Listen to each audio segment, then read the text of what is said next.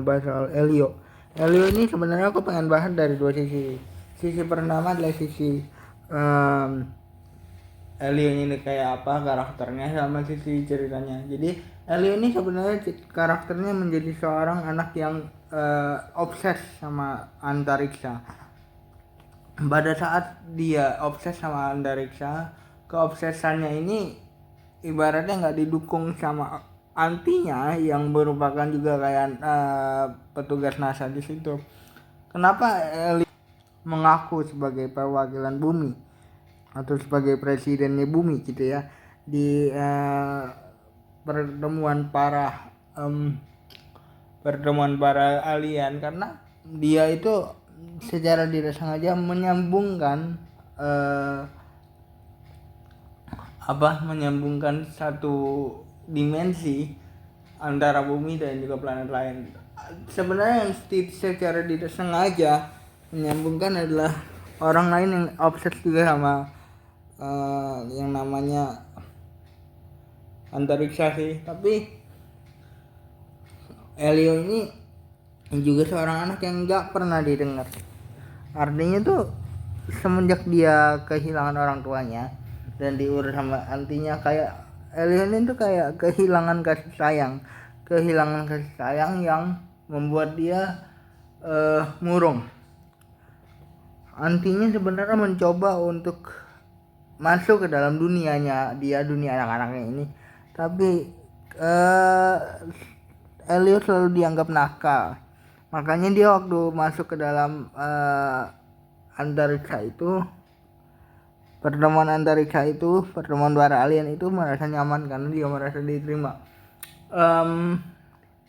Ada sosok alien bernama Gorgon yang juga masuk dalam pertemuan antariksa itu. Si Gorgon ini udah mau dipecat, udah mau dikeluarkan karena selalu memberikan kekacauan. Karena Gorgon ini adalah killing machine bagi seluruh alien. Nah, si Gorgon ini juga memakai kekuatannya seenaknya. Dan Gorgon ini ingin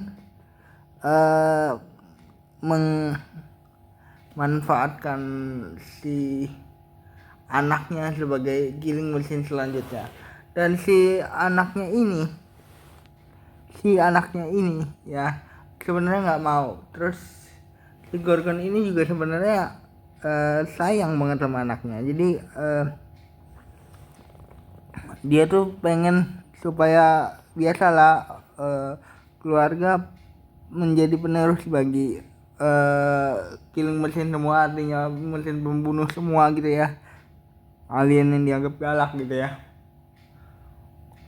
Gorgon ini juga pengen bahwa anaknya yang masih kayak anak kecil ini menjadi dewasa dan menjadi killing machine selanjutnya. Tapi anaknya bilang ke Elio bahwa aku nggak mau jadi killing machine, aku hanya ingin bermain. Pada awalnya Elio sebagai utusan bumi katanya dikirim untuk meyakinkan Gorgon. Tapi ada satu kata-kata yang membuat Gorgon ini marah sama Elio dan tidak mempercayai Elio. Elio berusaha banget untuk mendapatkan tempatnya di dalam istilahnya pertemuan para alien tersebut, karena dengan begitulah dia istilahnya mendapatkan sebuah keluarga. Karena di bumi ini dia nggak pernah dianggap, apalagi tentang antariksanya gitu ya, tentang mimpi antariksanya makin tidak pernah dianggap. Di film ini tuh kayak orang yang suka sama antariksa tapi bukan istilahnya lulusan antariksa itu kayak dianggap ngerti apa sih lu gitu.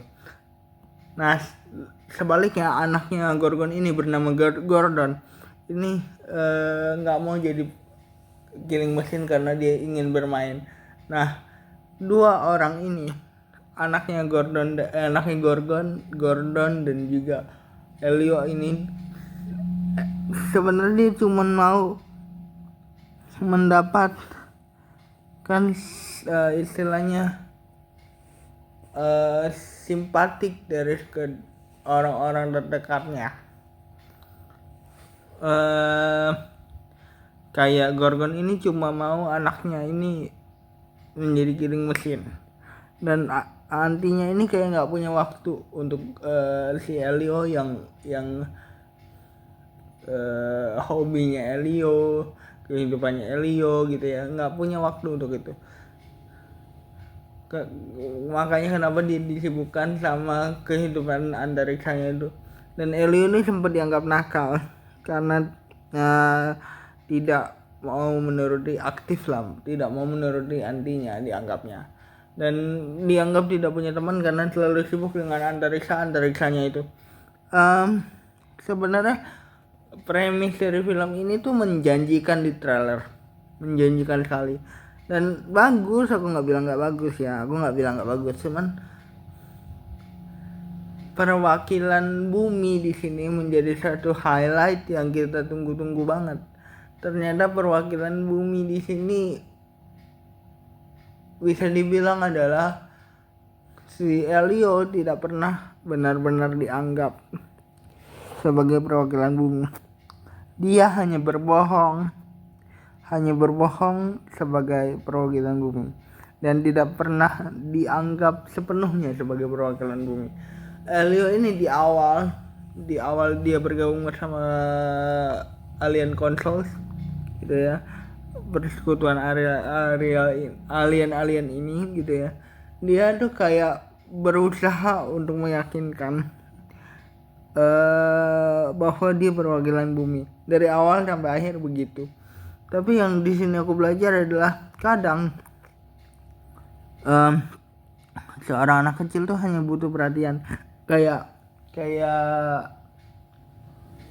Elio sebenarnya. Begitu anak ini ditinggal sama orang tuanya, anak ini atau Elio ini perlu yang namanya bimbingan, sementara antinya benar-benar tidak peduli sama imajinasinya dia, tidak peduli sama kanak-kanakannya dia. Ada yang bilang begini guys, jangan pernah menghilangkan sisi anak-anak dari seseorang, karena itu adalah sisi yang harus tertinggal istilahnya, walaupun sedikit ya, untuk membuat dia bahagia. Karena kalau kita sudah jadi dewasa, aku belajar sesuatu, kalau kita sudah menjadi seorang yang dewasa, kita akan disibukkan sama hal-hal yang tidak menyenangkan bagi kita.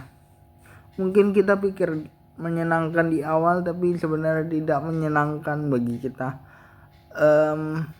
Begitu Elio hilang dan digantikan sama cloningannya, nanti kalian nonton aja kenapa, kita baru tahu bahwa sebenarnya antinya ini sayang, tapi antinya ini tidak menunjukkan hal itu. Dia hanya curiga Elio kenapa nih agak sedikit berubah gitu ya, karena kan bukan dia kan, tapi cloningannya kan. Nah, antinya bisa dibilang kayak merindukan sisi nakalnya Elio, Yusuf. Sisi nakalnya Elio yang kita anggap jengkel di awal, tapi dia menyenangkan sekali. Yang itulah sisinya dia yang menyenangkan sebenarnya. Makanya aku selalu bilang bahwa jangan pernah menghilangkan sisi anak-anak dari seseorang, karena itu yang membuat dia bisa lepas dari sejenak dari urusan kedewasaannya. Nah, si Elio ini menggambarkan itu. Yang aku suka adalah di scene awal ada bahasa Melayu ataupun Indonesia yang terdengar sebagai perwakilan astronot dari Asia, bahkan Indonesia ataupun Malaysia. Hanya sedikit, tapi sebenarnya berharga buat aku karena bahasa kita jadi dikenal.